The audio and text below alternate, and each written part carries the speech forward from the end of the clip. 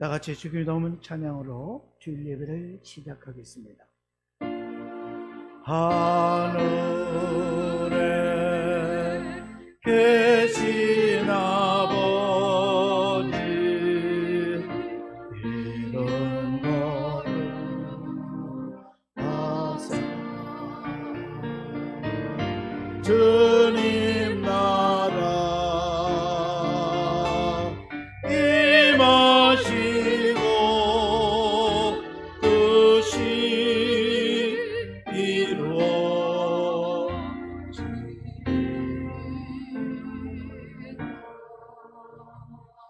일용할 양식 주시 우리들의 근대 다 용서하옵시고 또 시험에 들게 마시고 악에서 구원하소서.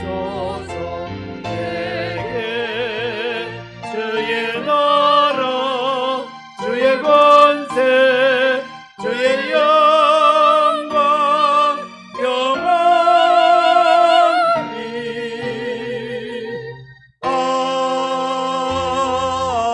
아멘.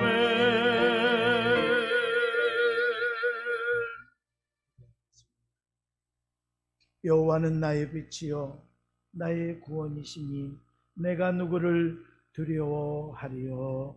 아멘. 만군의 여호와 하나님, 은혜를 감사합니다. 주의 사랑과 은혜 가운데 한 주간 동안 믿음으로 살게 하여 주시고 거룩한 성일을 맞이하여 온 마음과 뜻과 정성을 다하여 하나님께 영광을 돌리고자 모였사오니 이 모임에 하나님의 놀라운 역사의 축복이 임하고 하나님 영광 받으시옵소서. 예수님의 이름으로 기도하옵나이다. 아멘.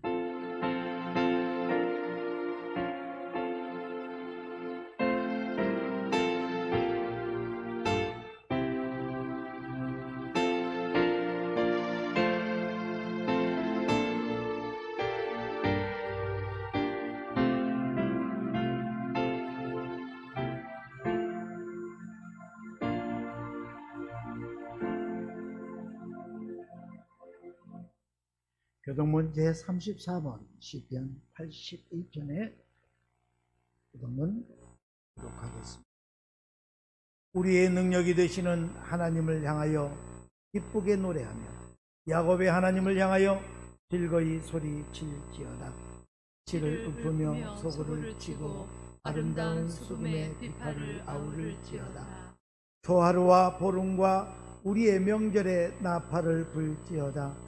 이는 이스라엘의 율례요 야곱의 하나님의 규례로다.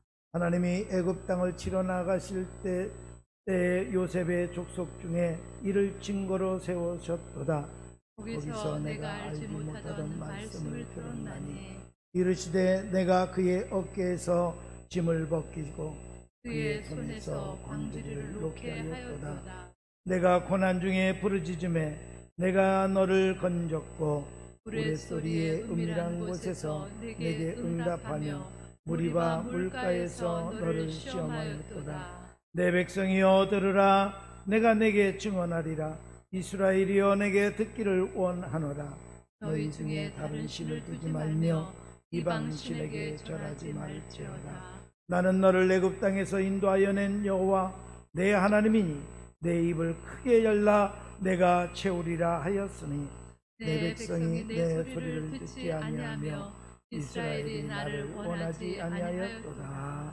아멘. 우리 다 같이 사도신경회무로 신앙 고백하겠습니다. 전능하사 천지를 만드신 하나님 아버지를 내가 믿사오며 그 외아들 우리 주 예수 그리스도를 믿사오니 이는 성령으로 잉태하사 동정녀 마리아에게 나시고 본디오 필라도에게 고난을 받사 십자가에 못 박혀 죽으시고 장사한 지 사흘 만에 죽은 자 가운데서 다시 살아나시며 하늘에 오르사 전능하신 하나님 우편에 앉아 계시다가 비로소 산자와 죽은 자를 심판하러 오시리라. 성령을 믿사오며 거룩한 공회와 성도가 서로 교통하는 것과 죄를 사하여 주시는 것과 몸이 다시 사는 것과 영원히 사는 것을 믿사옵나이다. 아멘. 찬송가 393장 이 찬송하겠습니다.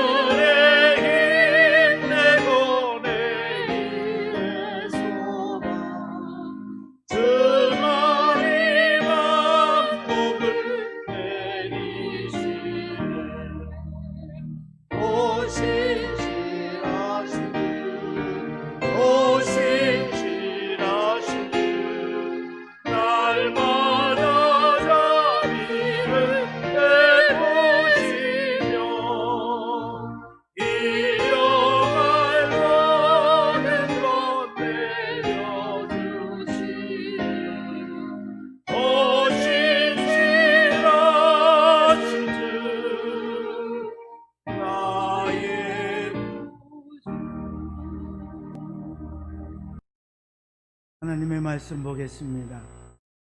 요한일서 2장 1절로 6절입니다. 나의 자녀들아, 내가 이것을 너희에게 쓰니 너희로 죄를 범하지 않게 하려 함이라. 만일 누가 죄를 범하여도 아버지 앞에서 우리에게 대언자가 있으니 곧 의로우신 예수 그리스도시라. 그는 우리 죄를 위한 화목제물이니 우리만 위할 뿐 아니요 온 세상의 죄를 위하십니다.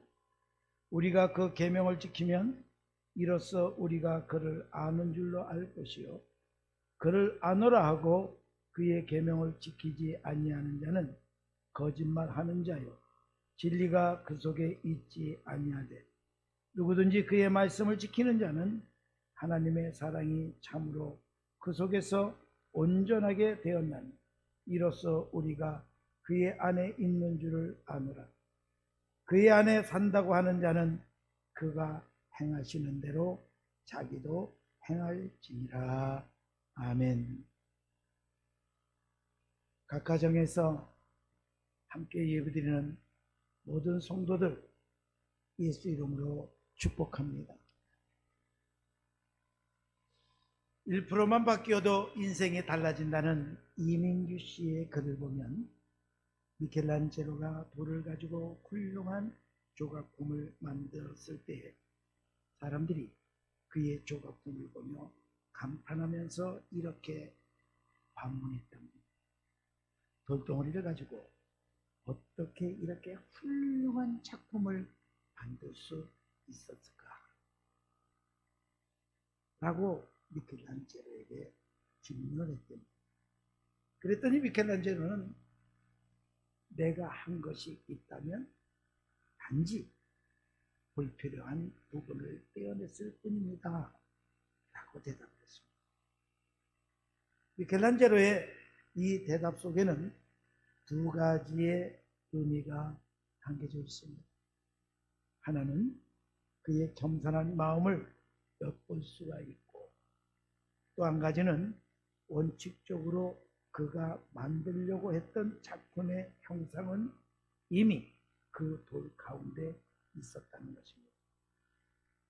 우리가 아름답다라고 표현하기 위해서는 거기에서 불필요한 부분들이 먼저 제거되어야 한다는 아주 매우 중요한 교훈을 담고 있습니다. 우리 모두는 하나님께서 보시기에 심히 아름다운 하나님의 형상을 가진 축복의 존재인 줄 믿습니다. 나는 하나님이 가장 소중히 여기는 존재라고 하는 이 자존감이 넘치는 사람은 모든 삶에 있어서 활기가 있습니다. 뿐만 아니라 건강한 삶을 살 수 있습니다. 반대로 이러한 존재감이 없는 사람은 인생을 살아가면서 무척 힘들어요.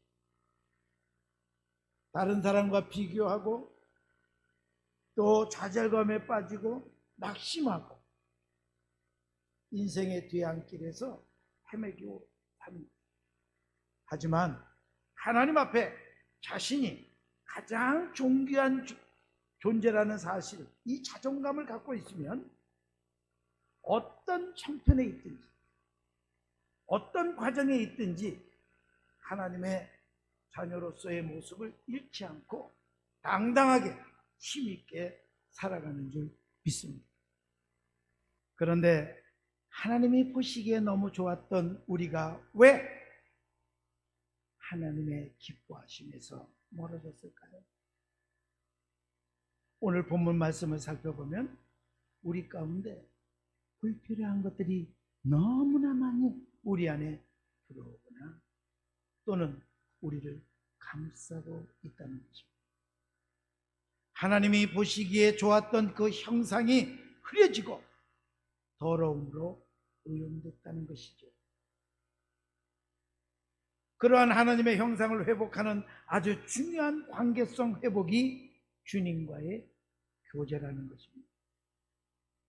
우리는 요한일서 1장에서 교제에 대해서 살펴보았습니다. 코이노니아라고 부르는 이 교제는 예수 그리스도께서 우리와 하나님과의 교제가 가능케 하기 위해서 당신을 십자가에 내어 놓으셨다라고 증거하고 있습니다. 그러므로 우리가 누리는 하나님과의 교제의 은혜는 결코 싸구려가 아닌 거예요. 생명을 내놓아야 가능한 은총의 교제인 거예요. 주님과의 교제는 생명을 내놓은 교제였어요. 죽음으로 만들어진 교제였다는 거죠.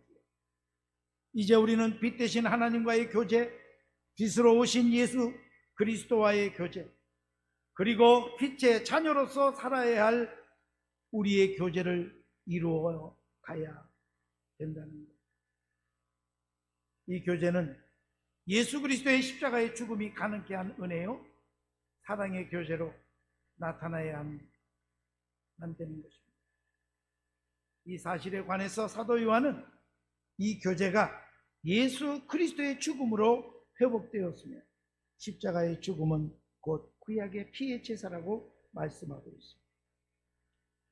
피의 제사가 가능한 것은 우리 모두가 죄 가운데 있다는 사실을 인정할 때에만이 피의 제사의 가치가 있는 것입니다.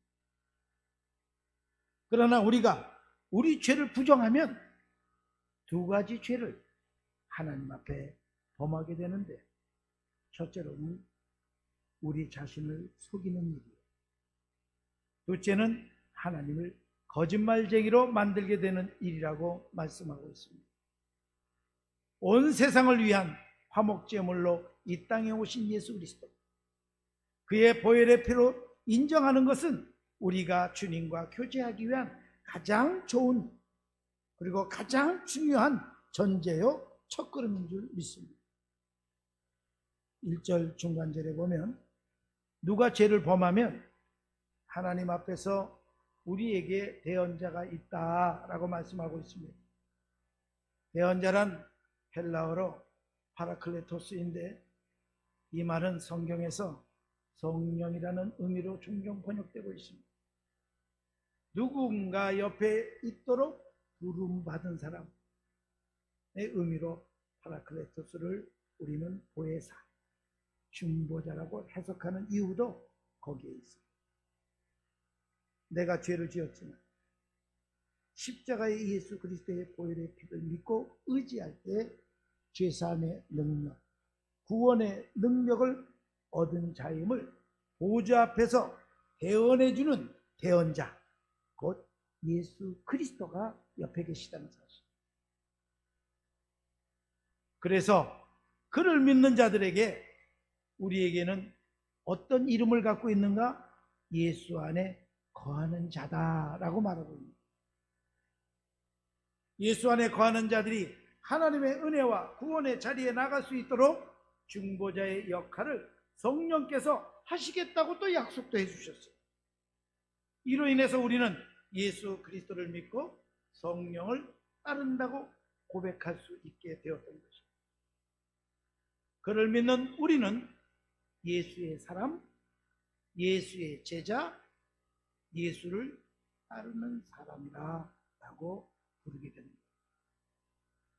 예수를 따르는 자로서 어떤 삶을 살아야 주님과의 진정한 교제를 나눈다고 할 수 있을까요? 사도 요한은 본문에 이렇게 말하고 있습니다. 안다라는 단어로 설명하고 있어요. 예수를 안다고 하는 것은 무슨 뜻일까요? 무슨 의미일까요? 여러분, 주님을 얼마나 알고 계십니까? 주님을 안다라고 하는 말, 오늘 본문은 이렇게 설명하고 있는데 3절 보시기 바랍니다. 우리가 그의 계명을 지키면 이로써 우리가 저를 아는 줄 알 것이요 라고 했습니다.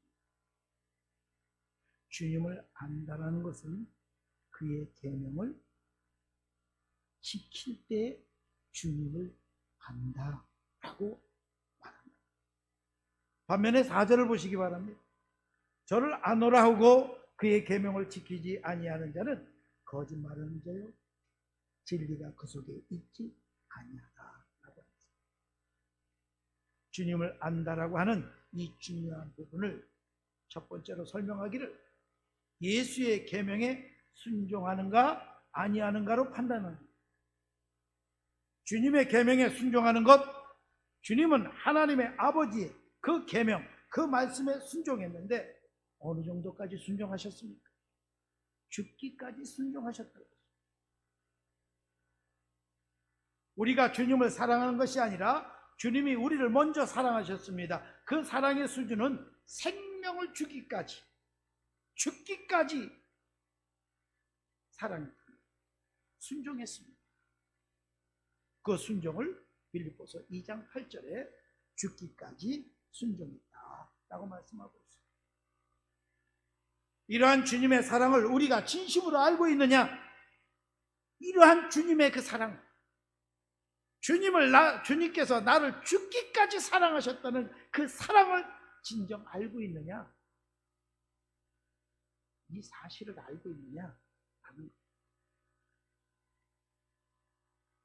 진심을 아는 자는 그의 말을 순종하게 되겠죠.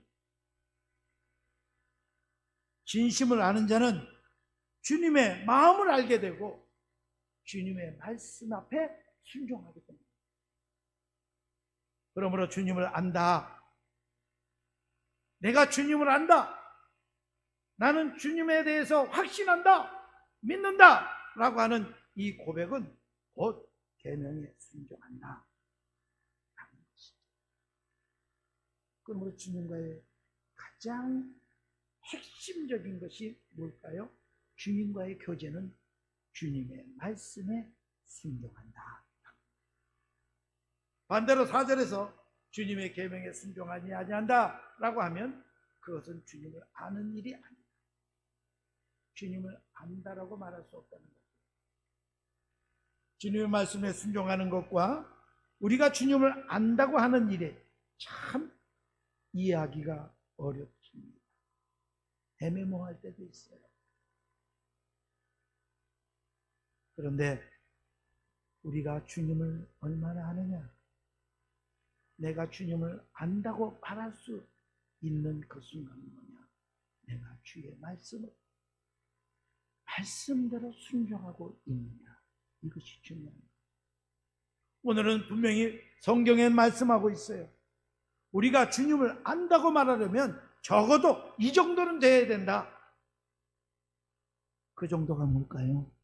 그의 계명을 내 삶 속에서 지키는 것. 그분의 말씀을 기쁨으로 받아들이는 거예요. 그분의 말씀을 기쁨으로 행하는 거예요. 그분의 말씀을 기쁨으로 순종하고 있을 때 주님을 안다 라고 말했습니다. 사랑하는 성도 여러분, 여러분들은 주님을 얼마나 알고 계십니까?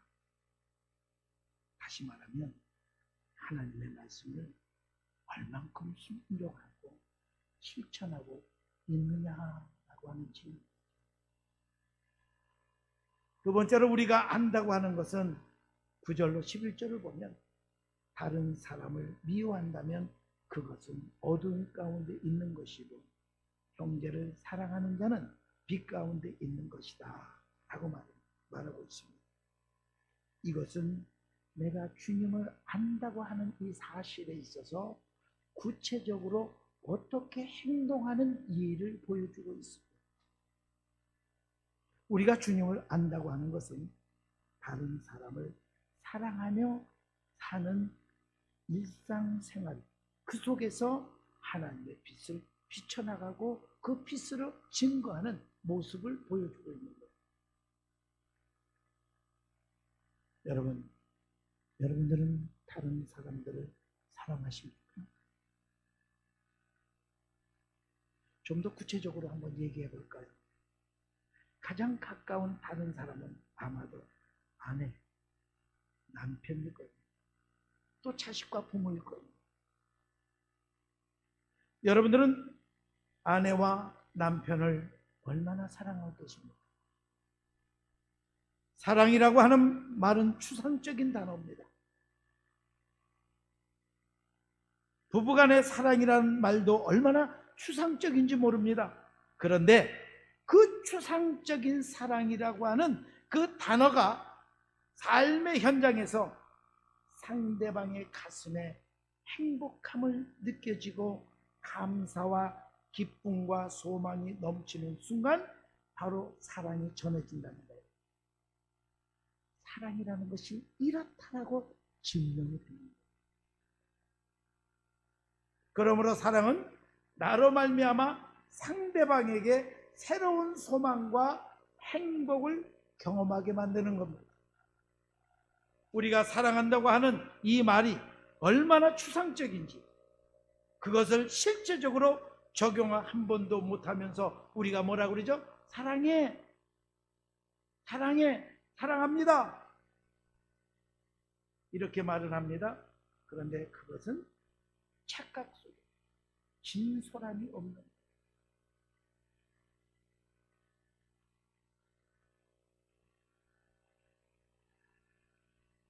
예수 그리스도를 우리가 안다고 하는 것은 다른 사람을 사랑하는 것. 그 사랑을 주님은 어떻게 표현하셨는지를 사도 요한을 통해서 구체적으로 지금 설명하고 있습니다. 놀랍게도 신앙생활하면서도 미워하는 사람들이 너무 많이 존재하고 있어요. 싫어하는 사람도 있다는 거예요. 예수님은 우리를 사랑하는 것은 죽음까지 내어주시기까지 사랑하셨어요. 그런데 우리는 사랑한다 라고 하는 그 사랑에는 너무 이기적이고 조건적이고 자기중심적 사랑을 표현하고 있을 때 그것이 사랑이냐? 사랑은 아니라는 거죠.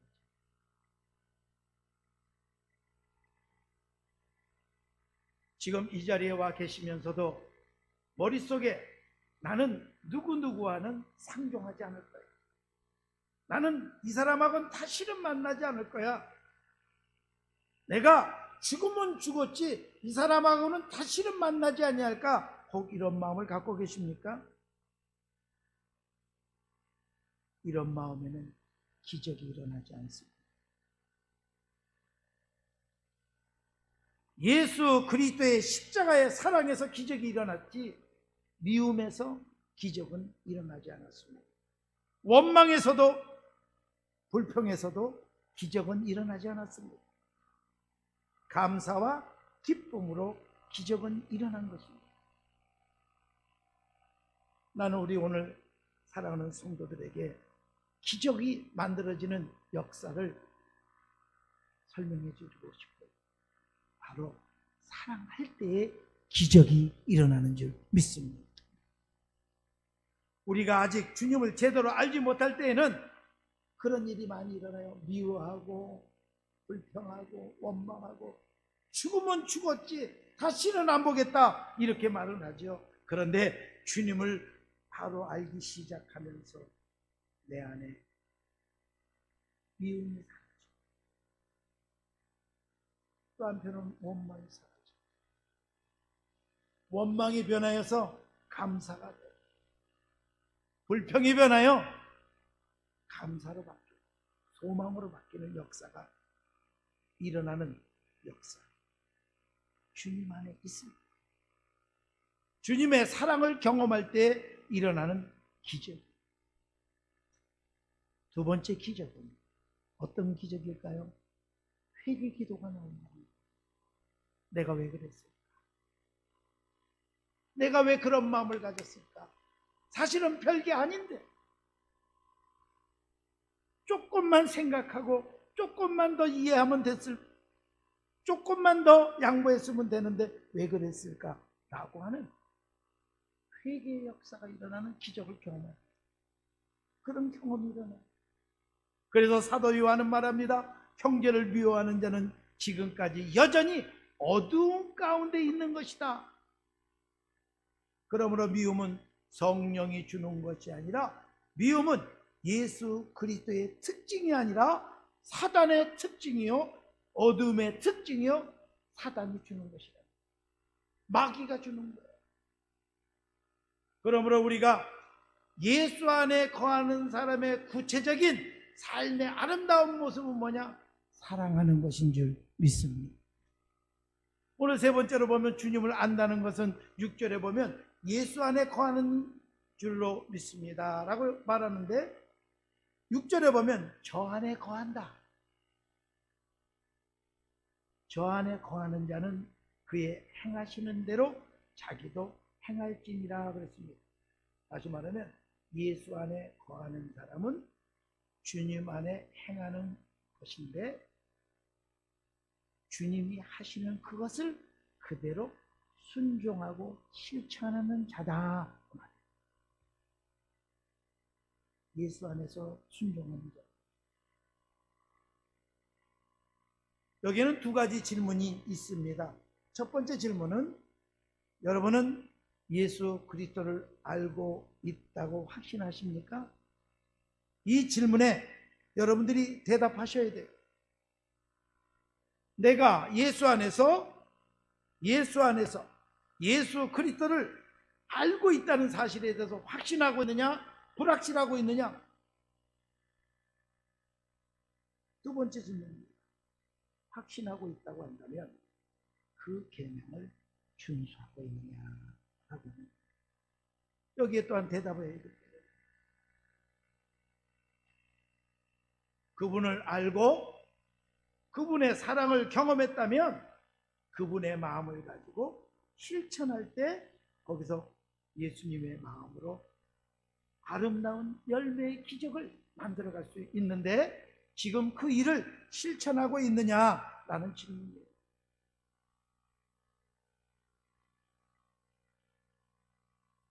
예수를 안다. 예수를 안다는 세 번째는 뭐냐? 실천한다는 거예요. 나는 우리 사랑하는 성도들이 예수 그리스도 안에서 그 사랑을 표현하는 실천이 삶의 현장에서 일어나기를 예수님의 이름으로 축복합니다.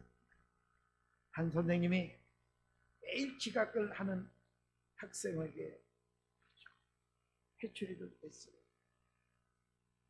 어쩌다 한 번만 아니라 매일매일 지각하는 거예요. 그 선생님이 볼 때 이 학생이 너무 한심스러웠어요. 그리고 너무 매일매일 지각하니까 괘씸해. 지각하지 말라고 그렇게 권면했는데도 매일매일 지각을 해. 그래서 그날은 선생님이 아마 회초리를, 종아리를 때릴 때 아마 힘이 더 들어갔나 봐요. 이 학생은 회초리를 맞고 묵묵히 자리로 돌아갑니다. 어느 날 아침 선생님은 차를 타고 학교를 가는 길에 늘 지각하는 학생을 우연히 보게 되었어요. 한눈에 봐도 병색이 짙은 아버지가 앉은 휠체어를 밀고 요양보호시설로 들어가는 모습을 보게 되었어요. 순간 선생님은 가슴이 철렁 내리며 써내려졌어요.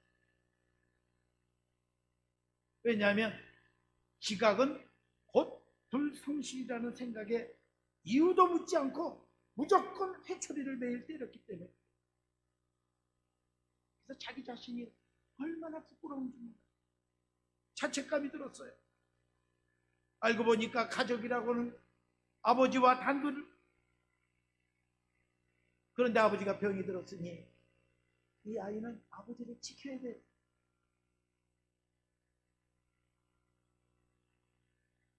아버지를 보호하고 지켜야 되기 때문에 이 학생은 매일 지각할 수밖에 없고, 더 나아가서는 요양시설의 문은 여는 시간이 항상 정해져 있기 때문에 이 학생은 요양원이 문을 여는 시간에 맞춰 아버지를 모셔다 드리고 마치 100m 달리기 선수처럼 학교를 향하여 달려왔지만 그래도 매일 지각할 수밖에 없었습니다. 그날 역시 지각을 한 학생은 선생님 앞에 나와서 말없이 종아리를 걷었습니다.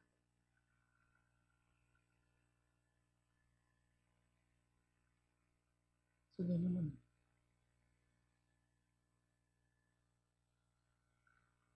학생을 마주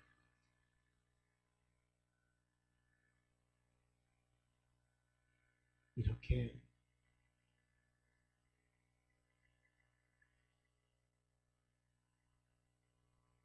이야기했다며.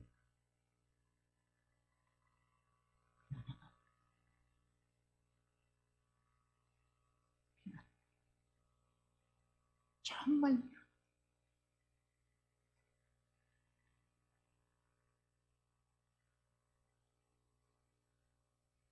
그리고 그 학생을 따뜻하게 끌어안아주었고 함께 사랑하는 성도 여러분, 주님을 안다는 것은 주님의 말씀을 깨닫고 순종하는 것이고 실천하는 것인데, 그 실천의 모습은 사랑이 표현되어진다고 말씀드렸습니다. 그 사랑이 뭘까요? 사랑의 실천의 첫걸음이 뭘까요?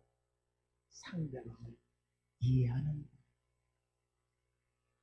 바로 상대방을 이해하는 것부터 출발하는 것이 사랑의 실천의 첫걸음. 예수 그리스도를 아는 그 마음을 가지고, 그 사랑의 말씀을 가지고 삶의 현장에서 상대방을 이해하고, 상대방을 이해하는 마음 속에 예수님의 마음으로 섬길 때 기적이 일어나는 줄 믿습니다. 그 기적이 저와 여러분의 한 주간의 기쁨과 감사와 은혜와 행복이 넘치는 예수 안에 거하는 성도들이 다 되어지기를 예수님의 이름으로 축복합니다. 기도하겠습니다. 주님 감사합니다. 예수 안에 거하는 자, 예수님의 말씀을 순종하는, 예수님의 말씀을 실천하는 그 실천의 열매가 사랑이라고 그랬습니다. 사랑의 표현이라고 그랬습니다. 사랑은 상대방을 먼저 이해하는 것입니다. 이해하지 못하기 때문에 원수가 생겼고, 이해하지 못하기 때문에 불평이 생겼고, 이해하지 못하기 때문에 원망이 생겼고, 이해하지 못하기 때문에 결별이 생겼습니다. 지금 이 시대에 이해되지 못하는 이 많은 형편들 주님 아시지요? 주의 사랑과 은혜 가운데 이 삶의 현장에서 상대방을 이해하면서 그리스도 안에서 아름다운 사랑이 실천되어 대한민국이 변하고, 교회가 변하고, 성도가 변하고, 사회가 변하고, 가정이 변하고, 직장이 변하는 놀라운 역사들이 일어나게 하여 주옵소서. 예수님의 이름으로 기도하옵나이다. 아멘. 찬송가 620장 찬송하겠습니다.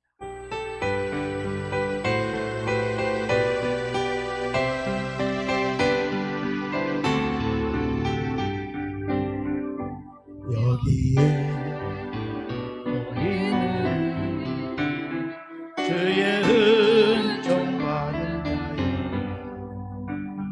주께서 이 자리에 함께 계시는 나노라.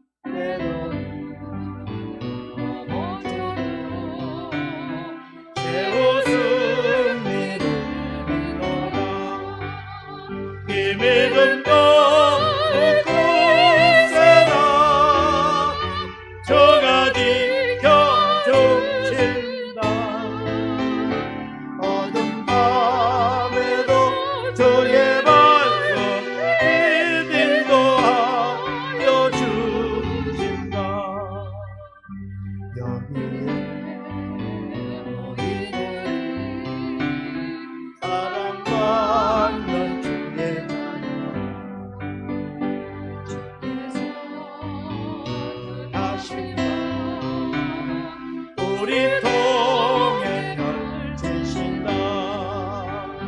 고통과 슬픔 중에 더욱 주님 의지하오니 어려움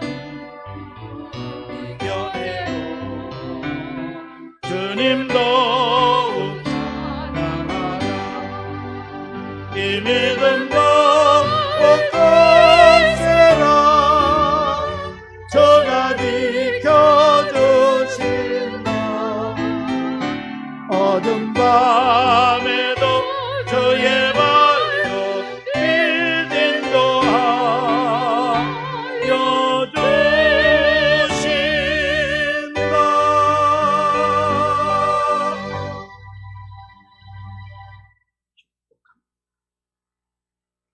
지금은 우리 주 예수 그리스도의 은혜와 우리 하나님 아버지의 극진하신 사랑과 성령님의 위로교통 역사하심 속에 예수 그리스도를 진정으로 알고 그의 말씀을 순종하며 표현하며 실천하기로 작정하라.